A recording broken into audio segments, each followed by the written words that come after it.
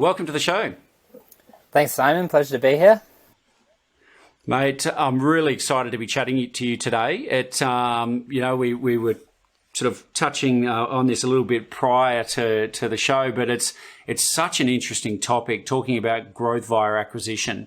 And I sort of feel that over the last 18 months or so, COVID and the world changing, the amount of people that are starting to look at acquisitions as a growth strategy seems to have just skyrocketed. So many people seem to be coming out of the woodwork and sort of saying, well, I can build organically. I can do it the traditional route and be competitive and go out there and do the grind. Or perhaps maybe we should just go and acquire somebody and instantly assume them as, assume their clients, assume their processes, and let's be honest, perhaps even take them out of the competitive process. So, mate, super excited to hear your perspective on this today. Yeah, great. I'm looking forward to chatting through it. Yeah. So clearly financial services, mate, I understand, as the head of operations, you probably sat more on the sort of integration side, like deals would be sort of originated a little bit and then you start getting more involved around how do we, make sure that this thing actually works and as a business we get the return on investment. Is that kind of right? Yeah, that's spot on. So my part of the process was about sort of making sure that the sale got the value to us that we were looking for through either the integration or the extraction from the business. So we did a few acquisitions. Some of them were essentially client book only, and we left the corporate structure, the staff and the other assets out of it. Some of them we acquired the whole company structure, including staff, processes, and all the rest. So the operational side varied from acquisition to acquisition, and that was my job to work with whatever the nuances of each business were, as well as the intended outcomes of the acquisition and the style of acquisition we proceeded with to try and get the most out of it for all sides. Yeah, that's really interesting. I mean, you've already opened up one of the big questions that so many people ask is, do I just acquire the assets or do I actually acquire the corporate shell, the company, the shares? And clearly two different sort of strategies there and different sort of risks and things you need to factor. So that's super exciting. Taking it to, talk me through a little bit about, I guess, was there a bit of a strategy and, I guess looking back over the deals you did, was the company that you worked for, were they looking to grow, obviously grow revenue, but was there also an approach around geographic coverage or product service offering? Like typically what was the sort of stuff that they looked at? Yeah, as you said, of course, grow revenue. And probably another common incentive to acquire was to get some economies of scale in certain client groups.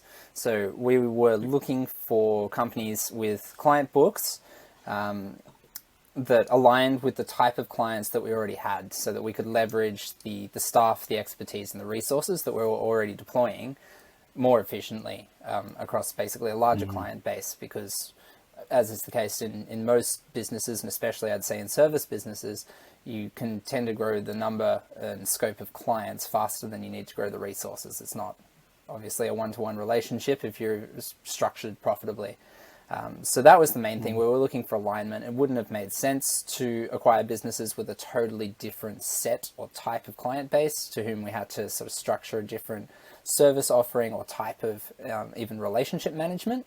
But if there was a business that was aligned in values and messaging, so the client base was already used to the soft side of what a company communicates as well, similar to how we did, then that transition was going to be easier for the clients, which is important, of course, for retention, stickiness, and easier for us as well, without having to put a mask over who we were, which no one really wants to do. We can continue to be true to our company values and just onboard more clients that fit in with that and fit in with what we were already doing.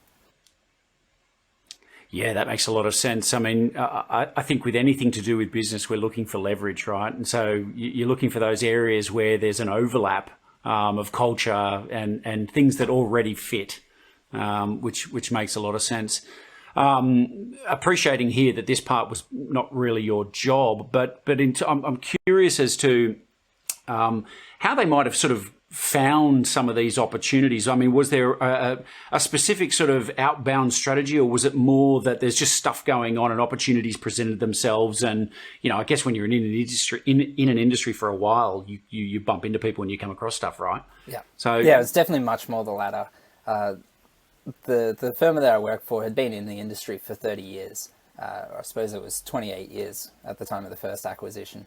And so there were just plenty of connections, history, conversations that honestly some of them had been going on for years before it culminated in a point of, okay, maybe there is a benefit to an acquisition or a merger here. So definitely more of a network, clandestine opportunity sort of arrangement. I believe that's the case for all 5 of the acquisitions that I helped handle. Yeah, great. It's such a curious thing. It's a big question, certainly that I get asked a lot. Is how do we find people? You know, I think we've all heard this sort of stuff. It's probably the same thing in recruitment. Is that, you know, a lot of deals, just like a lot of jobs, get appointed and done without being advertised. You know, so how do we get the inside running on this sort of stuff? Is the $1 million question, I guess. So.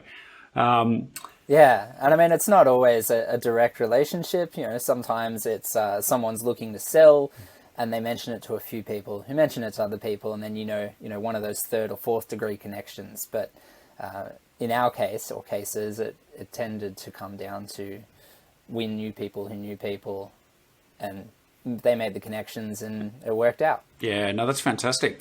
And as the business went along, you know, obviously 5 transactions. Were those 5 transactions all within that sort of rough 18-month period? Yeah, that's right. I suppose it depends how you measure them. You know, the implementation of the last one would have carried us over to more like 2 or 3 years until we felt like we'd fully onboarded the clients, the staff, and the processes. But certainly all of the actual sort of sign dates on the deals were in about an 18-month period for all 5 acquisitions. Wow, that's really interesting. And that whole transition piece, I mean, we're going to come to that because that's a massive topic. You know, that's really interesting. I mean, 5 transactions in 18 months. You know, a lot of people only ever do 1, maybe 2. So to be involved in 5 in such a short period of time, I've no doubt you come out the back end of an experience like that, and you know the process pretty well, I imagine. Yeah, it was pretty full on. That was more or less my full-time job description for a little while. A lot of the day-to-day stuff ended up getting shifted elsewhere, so I could just focus on making sure none of those were falling off the wayside. Yeah, fascinating. And how did you guys go about, just broadly speaking here, but is there a typical kind of valuation kind of method or anything like that companies in that industry use? Like, you know, let's see is it a multiple of revenue or a multiple of EBITDA, or is it a number of clients? You know, is there a standard? Yeah, there was it's changed a lot, I believe, recently. The industry was going through a tumultuous period at the time. We're talking around the time of the Banking Royal Commission, which changed a lot of the status quos. But yeah, at the time, it was essentially an industry standard that obviously had some wiggle room either side. So that each transaction was valued appropriately based on its minute details. But generally, we're falling in the ballpark of rule of thumb sort of figures on recurring revenue as opposed to one-off revenue or new business revenue. But new business was also, so new revenue in that year that hadn't yet had a chance to recur was also an indicator, I guess, a leading indicator for future revenue and the health of the overall service offering, referral rates, and general kind of acceptance within the market. So those two things combined, and with a bit of art rather than complete science to it, leaded rather to the end valuation. Yeah, great. And isn't that always the way, that combination of art versus science? It's a fascinating one, and it's, I think you only learn some of the art when you've been through enough of it to kind of get that feel, right? As that the rub of it all, the read between the lines, read the temperature of the room. Was that your experience?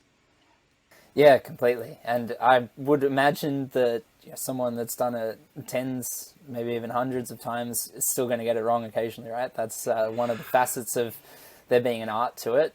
You might get a better and better feel for how things should go, or what sort of value to place on something, but there's always going to be a bit of room for error there, and that's just something that I think you have to accept if you're going to go into this space. Is there's a risk to it, of course. That's part of doing business, but you can get better with experience on the side of things that isn't pure numbers. Yeah, look, I totally agree. It's, I mean, if there was no risk at all, there'd be no return either, right? It's just, that is the nature of it all. Out of interest, did your firm at the time, I'm sort of curious as to what the deal team sort of might have looked like. I mean, did you have lawyers and accountants internally? Was it all handled internal, or did you have external advisors as well? Both, yes. So we're part of a sort of broader group, without getting into the details of the structure. It's not my place at the moment to do that. But yeah, we had essentially a partnered internal-ish accounting side of things, and then external lawyers, and they would work together on the details and the due diligence before a transaction was done, and external legal teams would handle the transaction and contracts. Yeah, interesting. And it's one of these things. I think people always want to know, like, what's involved in due diligence and how long does it take and all that sort of stuff. And I think, you know, how long's a piece of string, right? I mean, every business and every deal is different. But one of the things I think pops up a lot out there is how many deals actually don't even make it through due diligence. Did you guys have any businesses that you kind of did that DD work on, and then like everything looked great, and then you get through a DD and go, hang on a minute, this is not what we thought it was? Yeah, definitely. And as you touched upon earlier, I wasn't heavily involved in that side of things, so I couldn't even tell you with much certainty how many didn't make it through. But I definitely believe that the number of deals that were looked at that made it through to a transaction was, of course, a lot less than half. You know, you'd hope that the majority of the deals have a good reason not to go ahead, because then your DD team is really looking for issues and appropriately assessing the risks. And in some cases, I can think of at least one case where the outcomes of the due diligence didn't put a halt to the deal, but changed the structure. So in one case, we were initially looking at a whole entity acquisition, shares, staff, assets, and some issues came up when looking through it through due diligence, and we discussed it, and this was a multi-party conversation, including with the third-party lawyers, the buyer and the seller, and it was agreed in the end that the transaction would still go ahead, but scoped down to essentially just a client book acquisition, leaving out the corporate entity for the reasons that were discovered. So we still got a deal out of it, and both parties still came out better off, we believe, but it wasn't what either party was initially looking at. Yeah, okay.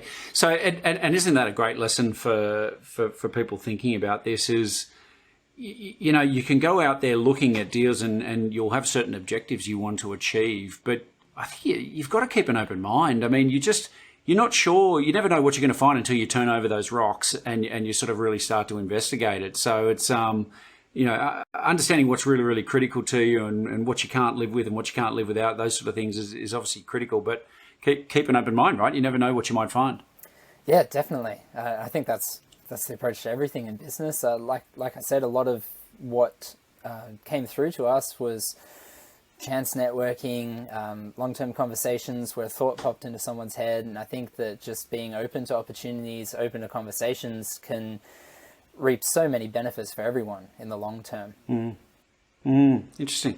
And so of the deals that you did, I presume, and in financial services, I mean, we're talking about a service-based company. There's no doubt a lot of advisors. It's a people business, right? So with your transactions, was it the idea that you acquire this company, and in most cases, or how many of those cases did the advisors actually come over and continue to work with you, and you had to look at that kind of real integration of people as opposed to just kind of stuff? Look, it was 40% of the cases, so 2 out of the 5 transactions, we took on at least some staff. In one of them, we took on all of the staff of the company, and the other one was a bit more of a selective approach. The other 3 transactions were client book only, and that, I think in all cases, was a sort of a mutually beneficial solution. Either, you know, people were retiring or want to refocus their efforts elsewhere, moving on in some way or another, essentially. So when someone was moving on, it was a no-brainer. And when they weren't, we had a process of assessing the type of clients from the book, from the numbers, from looking through documentation, communications with clients and all that sort of thing as well, to see communication style, even sort of, you know, personality and soft attributes of clients, as well as, of course, the staff, and then interviews with staff, one-on-one with multiple executives from our company, to get a sense of the sort of people that we thought might be coming in, because it's essentially, I believe, a recruitment process. Just because it's coming through an acquisition as opposed to through a recruiter or a job ad or something like that, the outcome is the same. You're bringing someone in who's then going to be a part of your team, a part of your culture, affecting the way that your whole business set of processes operate, the way the rest of the team work. So we tried to approach the people side of things there like any other recruitment, with, you know, a multi-step process, and really trying to understand both the professional and personal aspects of the people we were considering bringing on board. Yeah, it's complicated, right? I mean, people, it can be such a messy thing, and I think to anybody who just listened to that, your response there would say, "Hey, this is a guy who's been through this and gets it and understands this." Had you done any transactions? Have you been involved in that sort of stuff prior to your role in that business? No, not at all, actually. This was a crash course. Yeah. Learn by doing. Yeah, that's right. And isn't it, that's how so many people do these things. And so I'm curious, with the first one, when this sort of whole process started, did you guys sit down and kind of nut out a bit of this sort of integration process and try to map it out? Or was it more of a, hey, we've got a bunch of really smart professional guys in the room, and I use the word guys liberally here, of course, we're talking about, you know, guys and girls. We've got a good group of smart people here. Let's take one step at a time and logically we'll work it out? Or was there a bit of a game plan of a process of what we want to roll out once this happens? I could say a bit of both. It was my first acquisition to get involved in. It wasn't only me for whom this was the first in the team. So multiple people who had hands-on roles in making it all get over the line and then integrate the acquired company with our company. For them, it was their first acquisition as well. So a lot of us were new to the game, so to speak. And I'd say we had a strategy and were ready to move with tactics, which I think was, you know, generally how I at least have developed an approach. That's how I like to approach most things. So I believe that having a full game plan laid out is often, of course there are exceptions, certain circumstances, but often going to be a waste of time, right? Because you can't control people, you can't control the environment, the industry, and outside your own industry as well. And so having a full game plan for something like an acquisition, which should take months if you're going to do it well, especially if you're bringing on people, it's a long process to do it right. Make sure all clients are comfortable, all the legalities, compliance is ticked off, and staff are happy and adequately accepted into the new role, new team, new working process. So it's a long-term project. There's too many variables for you to control them all. So in some ways, there's no point trying from the start, because you will have to change your game plan. So we had guiding objectives and strategies, and then tactics to get there, which was probably a bi-weekly or a weekly sort of revision amongst the team of leaders, looking at, okay, what were our tactics and do they still apply at this point in time? Especially in the first few weeks of the acquisition, that would definitely be at least bi-weekly. And things start to settle down towards month 2 or 3 of onboarding clients' processes, even documents, for instance, and just integrating all of that detail into your current systems, folders, filing, all of that sort of stuff. It's you get the biggest hurdles tend to come up front, and so by month 2 or 3, we were maybe having to check in with each other and revise tactics only once every week or 2. Yeah, I think that makes a lot of sense. I mean, you've got a framework for most things, I guess in business, and acquisitions are no different. But every single company you look at is different. There'll be similarities, but the people are different. The systems, the products, the services, the way they do things will be different. So, yeah, I can appreciate where you're coming from on that. It's guiding principles is probably a more of a logical approach rather than a really detailed concrete plan. Yep, definitely. Now, having said all that, I guess if we could flash back in time, I imagine your fifth transaction and the way you approached it, the questions you asked, that the level of comfort you would have felt would have been vastly different to the first one or two. Yes, you're right, and there was a lot more structure. There were more checklists. Yeah. Essentially every learning we'd had from the previous 4 was built into a checklist somewhere, so it didn't have a chance to surprise us again. But 5 was not enough. there were still surprises, there were still learnings, those checklists grew. And I think having those things like checklists and some processes and a clearer idea of how long things can take and how many hurdles can pop up for each type of task within the project certainly helped, but it's not enough to mitigate everything, all the headaches and all the problems that can come up. And in many ways, it came down to the specifics of the business. And I have to say a surprising learning for me was that simply how tidy everything in the business is made a huge impact to, at least to someone in my sort of role of, okay, the transaction is basically closed. We need to get the T's crossed and I's dotted, but then someone like me was stepping in to make sure that the deal closed at the end, and that everything from a week before deal close through to you can't tell the old stuff from the new stuff happened smoothly. Acquiring a business that has strong organizational structure from clear roles and responsibilities all the way down to clearly kept files. If asking people in the business where something was yielded you multiple answers for a single piece of information, that was a big red flag, because it was seems like a really mundane thing, but seemed to also be an indicator of general level of cohesion throughout the business. So if the staff aren't all on the same page, the clients possibly aren't as well about what they're getting.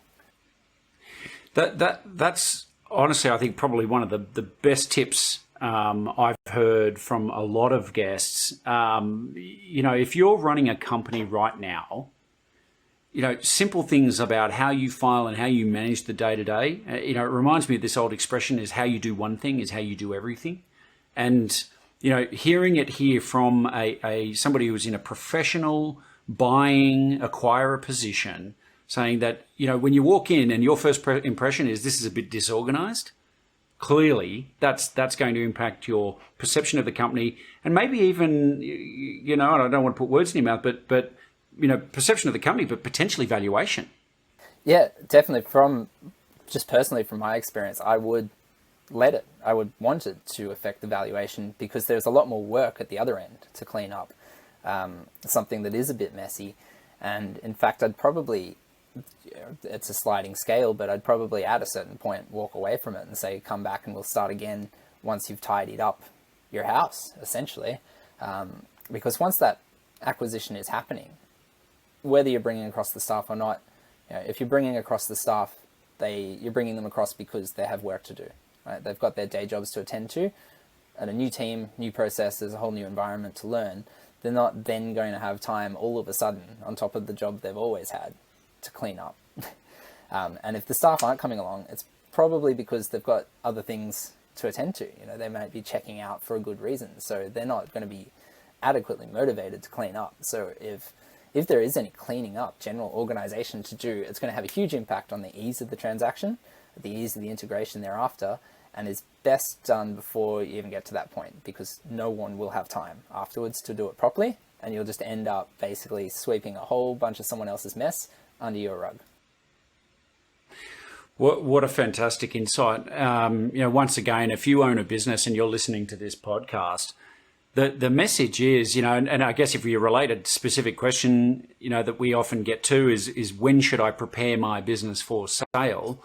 Well, I think, and what you're hearing from Dean here is you prepare your company for sale. Do it now. Prepare things. Run your business in a way that somebody may well tap you on the shoulder tomorrow. And if they do, you'd be quite happy to open up or as one of my colleagues says, lift the kimono and be comfortable that, what they're going to see is not going to scare them. So, prepare your business, for the fact that you may want to sell it one day or may need to sell it one day. And there's so much you can be doing in the background to get your house in order. And not only will it look better, should you find yourself in a potential transaction, but funnily enough, your business will probably run a lot better and good chance it'll be more profitable along the way. Yeah, I totally agree. I think the best time to start working on selling your business is every day from today. Yeah, it's a great tip. So Dean, talk just a little bit more about the sort of integration side of things, because, I'm sure we've all heard different variations of this about transactions that fail. And okay, we hear about stuff failing in due diligence and all the rest of it. Things don't stack up to what we thought they'd be, so we pulled out. Hey, understandable, right? But there's a lot of transactions that fail after the deal's been done, right? The deal gets inked, the money gets paid, right? Now it comes the in what I actually think is probably the more challenging part is how do we merge two different cultures and how do we bring people along for the journey? So how did you find that process? What were some of the sort of things that you discovered on that in that process? Wow. I feel like we, through 5 acquisitions, went through a bit of it all. So I'm not even sure where to start. I mean, we had issues with integrating staff, and that, I think, again, you wouldn't treat it any differently to any other staff issue. I mean, once you've agreed to bring someone into your company, it's like, as I said, recruiting them or like they've always been there. So you then treat it like any other HR situation.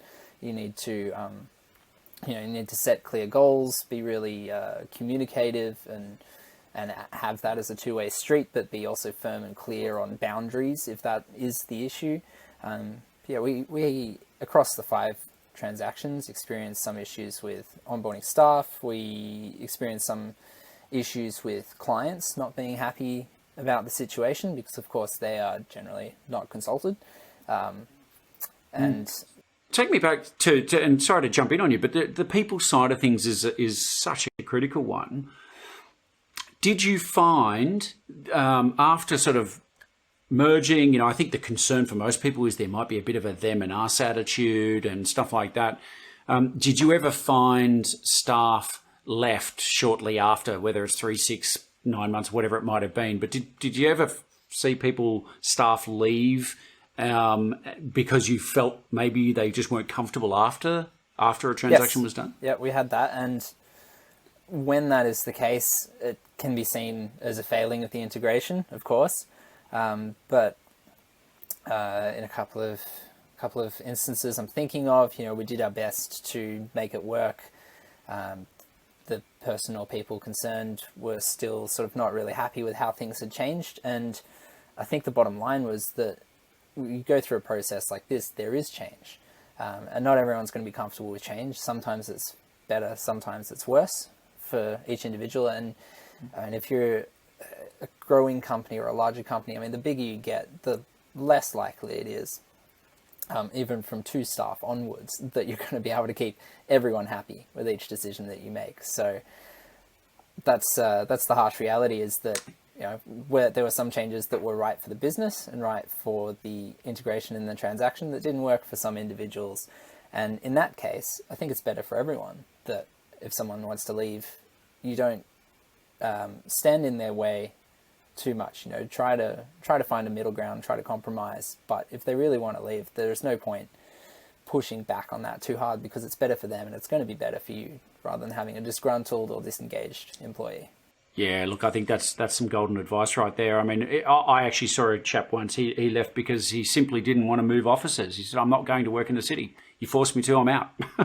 And so, it actually was very little to do with the integration and just the fact that he wasn't comfortable with the changes that were going to happen to his day-to-day life. So, I guess some of those things that's are a great example of something that you can't do much about. If your office is where it is, you're not going to relocate everything to suit one person, and that's just going to have to be an amicable parting of ways. And so with the staff, and I want to get onto the customers in a second, because of course that's such an important part too. But talk me through a little bit about the communications. Like, you acquire another business, there's people coming in. I think certainly in my experience, the great fear is, how will people perceive this? And we don't want to scare people. We want everyone to, So how did you approach communications with staff? Was there an approach, the timing, all that sort of stuff? How did you handle that? Yeah, that can be tricky, and I think it's the same with clients. The trickiest thing is probably timing, right? It would be fantastic if you could keep everyone, the acquired staff, so to speak, your existing staff, clients, both old and new, abreast of what's happening as it happens. But the reality of a transaction like this is that there's normally quite a lot of confidentiality, a lot of things up in the air, and you don't want to communicate something that you have to walk back on. So having to accept that there will be some surprises for staff along the way, and they might feel blindsided. Like, it's quite obvious that if a transaction has happened, it has been being worked on for weeks or months. And so if you just suddenly tell all your staff, by the way, we've acquired this company and X more people are suddenly part of your team, they're understandably going to think, well, it's uncomfortable to me that I didn't know about this any earlier, when management have known about it for a long time. Mitigating that as best you can without breaching any requirements of keeping confidentiality or keeping details under wraps when they're not yet solidified would be great. At the same time, if anyone works out a hard and fast way to do that, let me know. Absolutely. And well, I think once again, you've got that unique situation of all your staff are all individual human beings, right? So you can't predict how people will react to stuff. Yeah, definitely. And I think for the most part, people just want some reassurance. I'm definitely putting words in multiple people's mouths here. Everyone has different motivations, but if you can tell people how it affects them, so not what was chosen because of the good of the company, but hey, this is how this is going to affect your day-to-day life or your job security. Those are among the most important priorities for people. And if they can understand that this is going to be a good thing for the business as a whole, great. But also, how will it affect what they have to do every day, who they report to, if that's a relevant consideration, and how likely it is that they still have a job next week, next month, and next year, then I think those are your fundamental communication points amongst staff out of the way. And it's probably up to individual team managers, if you've got that level of granularity, to take all the details from there on in. But the basics of job security, day-to-day changes to job descriptions and responsibilities, and the overall reasoning why the company made such a big decision, how it should affect the company as a whole, probably, in my opinion, need to come from an authoritative place, so a management or executive in the company, to all staff as soon as it's reasonable to do so. That's super helpful. And the customers themselves, I mean, you mentioned before, and I can imagine there will always be some customers perhaps who aren't happy.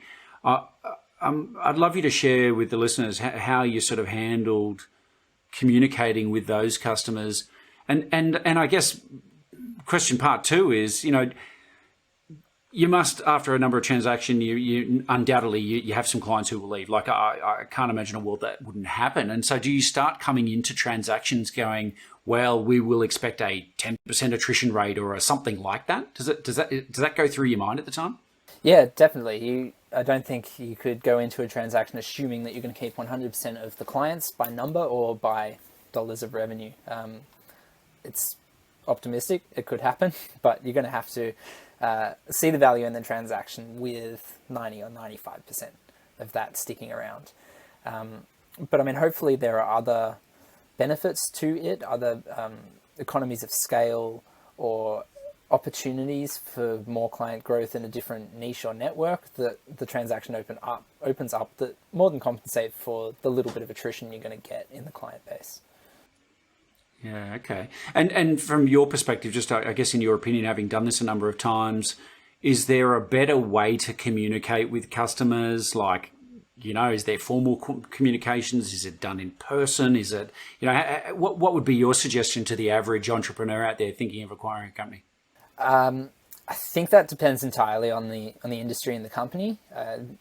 For my situation, the company I was working with, it's a service-based business. Therefore, it was very people-focused. So there was a lot of in-person or one-to-one type phone calls with especially with key customers, as well as written communications across multiple channels. So perhaps a letter and an email, or a sort of newsletter type email, as well as a directed, actually personally one-to-one written email, phone calls, and then mentioned at the next in-person meeting as well. So that's a long-term part of the integration process. You might not be meeting, or your client service personnel might not be meeting with each client, some of them, for 12 months after the transaction date.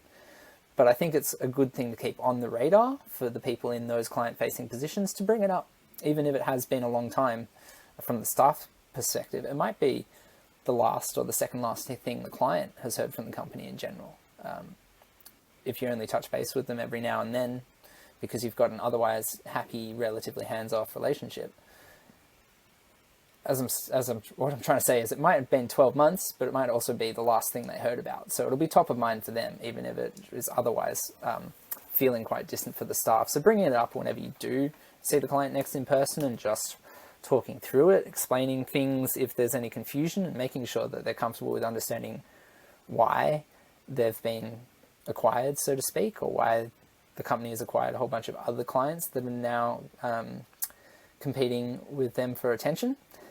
I think it's a conversation worth happening whenever it next is best to take place. So at the next in-person meeting, if that's a regular enough occurrence. Yeah, that's really interesting, and I've heard certainly from clients and people we've worked with as well that I think a lot of this is about owning the message too. And from what I'm hearing you're saying is you're definitely giving some tactical thoughts to each client and how the best way to communicate with them, but being on the front foot with this stuff and you really only get one chance to present this news, and so you kind of want to make sure that you do it in a way that helps you frame it in the right way for them and makes it more palatable and digestible. Yeah, definitely. Yeah, I think you'd want your client communications and your communications to all staff in the organization, and you written and basically ready to go as soon as that dotted line is signed, so to speak. One of the things you said before was you've seen transactions where integration happened sort of maybe reasonably quickly, versus some are longer. Talk me through that a little bit. Like, what are the sort of typical? What's a quick integration versus a longer integration in your world? Oh, look, in that industry at that time, with the technology and compliance available, those are two really important layers. I think technology can help speed things up, and compliance determines some time frames beyond anyone else's control. But all that being said, look, a client book only transaction is always going to be a bit quicker. Of course, there are fewer complicated variables to balance. And so the shortest time frame in which we probably felt like we had everything really well integrated and under control there would have been about 3 months, maybe sort of 3 to 5.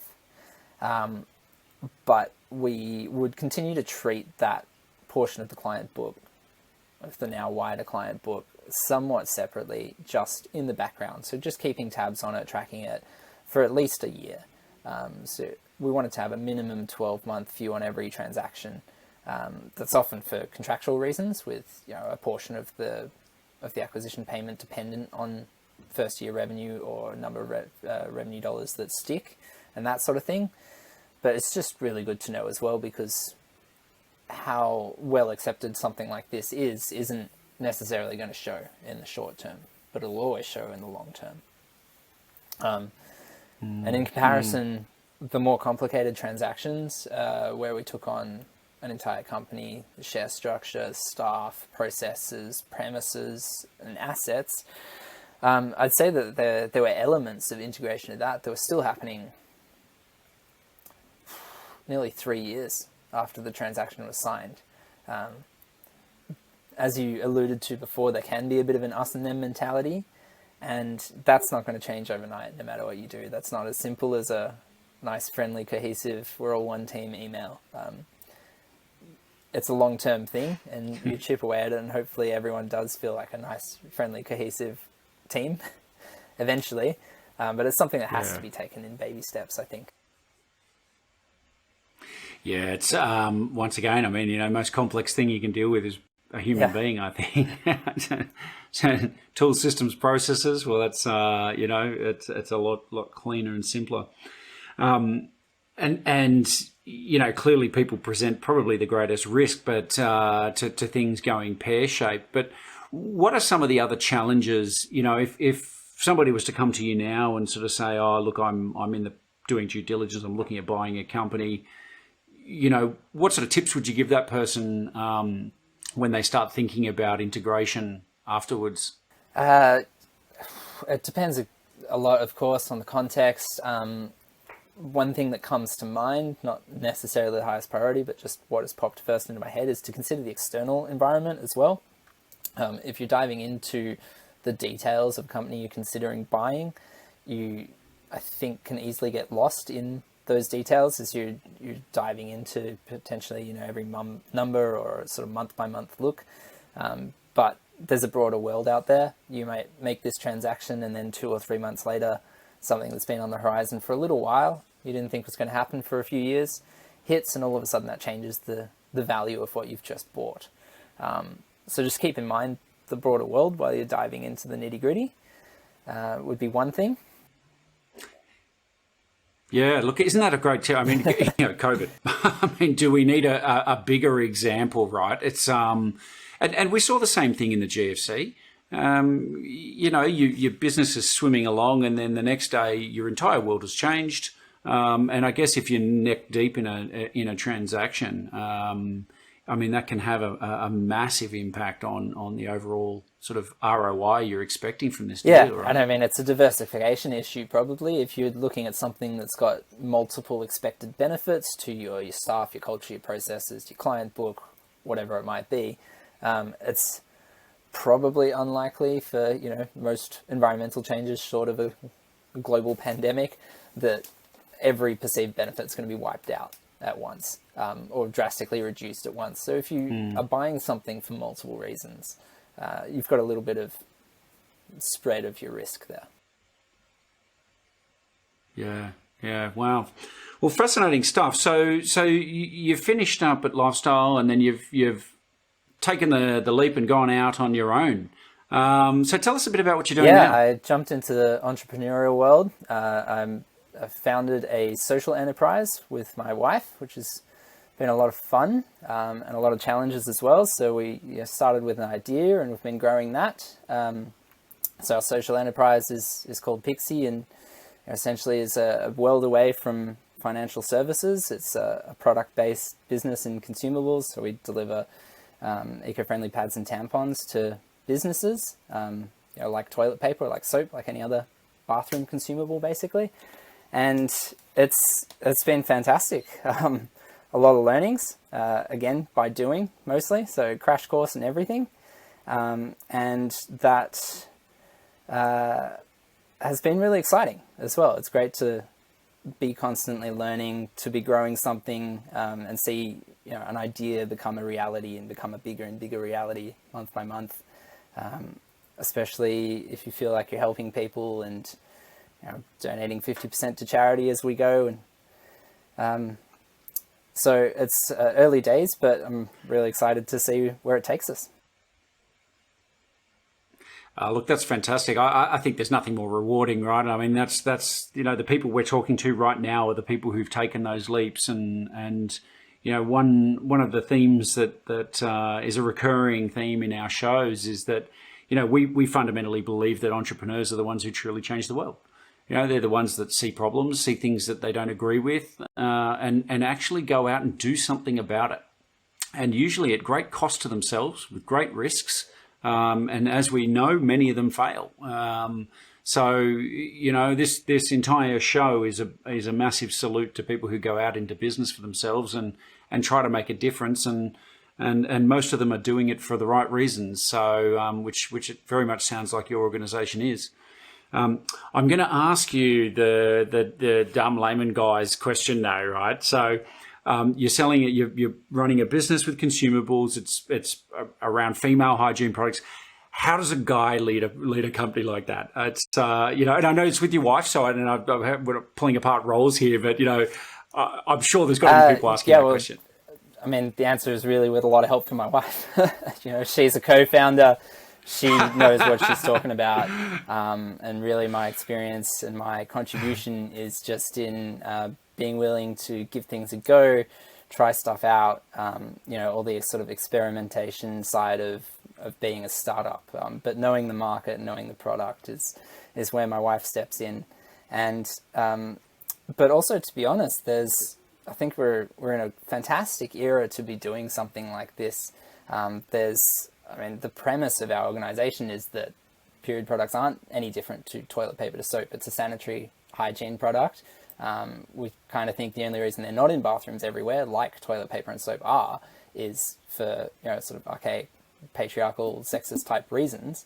And that's crumbling quickly. So, you know, you'd have been living under a rock to not see that seismic shift in culture. And I think that applies to people talking to me about period products and vice versa as well. I've had very little occurrences of talking to someone and it feeling awkward for me or them, as far as I'm aware. You know, people generally just go, okay, period products, you're a guy, it doesn't seem to make a difference. Yeah. Well, I think we were chatting, you were saying, and we can edit in from any point around, but Dean, you were saying there just a little bit about, I guess, the shift in culture and the shift in the way people think and look at these sort of topics, which, you know, look, in my view, is long overdue. And you're seeing that shift yourself? Yeah, definitely, every day. So as I was saying, it's just a seismic shift in the culture to gender not being an issue, or you know, it shouldn't be an issue in most places and most times. And that applies certainly to my involvement as the co-founder of Pixie as well. I've had possibly thousands, definitely hundreds of conversations now with people about menstruation, about period products, and I cannot actually think of one yet that has come with any kind of remarks or discomfort. And it's one of those things that as soon as the conversation begins, if there is any, it melts away immediately when you realize, okay, we're just talking about a product and a problem that's relatively easy to understand, and it doesn't really, you know, it's not a complete barrier that I'm one gender or the other to be able to talk about something that affects 51% of the planet. Yeah, absolutely. And nor should it, right? I mean, like some of the stuff that I think, you know, and this is a topic for another day, but I mean, you know, you do hear about stuff that still goes on these days and it makes you wonder, but it's, the world is shifting, perhaps not fast enough by some people's standards, but I'm very glad it's heading in the right direction. So what's next? I mean, what's your, where do you go with this business? Is there an end game, an exit plan, an ultimate objective that you'd like to try and achieve? Yeah, definitely. I mean, I don't know anyone that goes into any sort of startup project without either essentially sale or IPO as the exit plan, right? Unless I've got a huge blind spot, you need some sort of exit plan for all the effort that you're putting in eventually, even if it's, you know, your goal might be to start up a small business that happily provides for you and your family and creates a bit of good in the world, and you want to run it till you retire. But even when you retire, that is your exit point. You need some sort of strategy there. So bringing it back to, you know, you asked what our plan is. Yeah, our plan is to grow Pixie to, you know, get period products freely available in as many places as we can, because we think that would be a great change to see in the world, especially the eco-friendly sort. And eventually to exit either through a sale or through IPO. And that's probably all I'll say about the details of the sort of long-term plan for the moment. But no secret sauce or 11 herbs and spices here, people. You're going to have to come back for another show after the deal was done.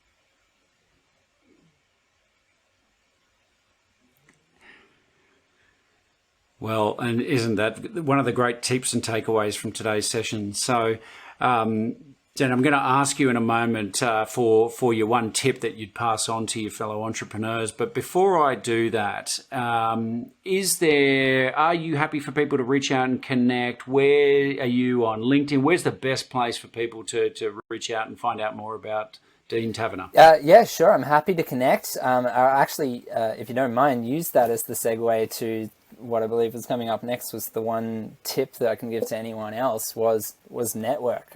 So much of all of the best things that have happened to me professionally and personally have just come from talking to people and helping. I think the entrepreneurial community is fantastic for that anyway. There seems to be a really good camaraderie of anyone that's trying to build or grow a business to just want to help one another. And if you can help someone, maybe they can't help you for a year or two, but generally it comes back around. And if it doesn't, you still help someone, and that's great. So my one tip would be talk to people and help wherever you can. And to that end, I am happy to do that, happy to be connected with and have conversations with anyone who I can help in any way, whatever that may be. And so you can do that. You can find me on LinkedIn, Dean Tavener, Tavener. I'm the guy holding a tampon in my profile picture, so it should be easy to spot. Or contact me through our social enterprise website. So pixii.com.au. There's all sorts of contact details on there. That's about it. I don't really do any other social media other than a little bit of LinkedIn, and then otherwise I'll focus on Pixii. So either one of those channels will do, and happy to help if at all possible. Well, that is absolutely awesome, Dean. Thank you so much. I love your message about, fundamentally pay it forward, right? Sometimes people aren't in the position to help you in return for your help, but you know what? If they keep paying it forward and we all keep paying it forward, we're going to be living in a much better world. So thank you so much for sharing your story, Dean, because I have absolutely no doubt that you have helped the lives and the worlds of other fellow entrepreneurs, which is what it is all about. It's been brilliant. We really look forward to continuing to get to know you more, and mate, best of luck for everything in the future. Thanks so much. I absolutely enjoyed it, and would love to follow on and help as much as possible. And I think you're doing great work spreading that word and diving into people's stories and allowing each guest to help the next one along. So good job. Keep it up. Awesome. Thanks again. Thank you. And everybody have a great day.